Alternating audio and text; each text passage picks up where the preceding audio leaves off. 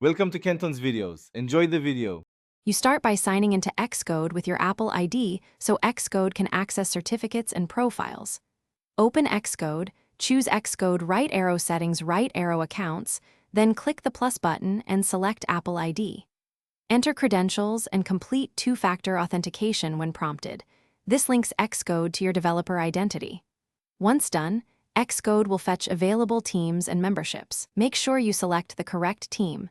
This determines signing capabilities and access to provisioning profiles for your projects.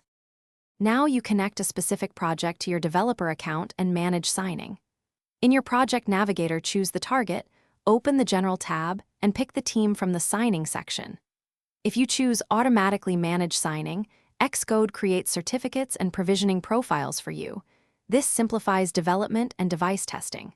For manual control, disable automatic signing and import certificates, provisioning profiles, and private keys. Also check accounts, right arrow manage certificates, to create or revoke development and distribution. Finally, verify everything by building to a device and then creating an archive for distribution. Run on a connected device to ensure provisioning and entitlements are correct. If the build fails, the Issue Navigator shows signing errors.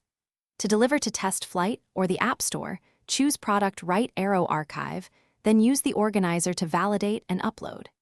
If things go wrong, revoke and recreate certificates, remove outdated provisioning profiles, and ensure your Apple ID has the proper team role. This resolves most signing and access problems.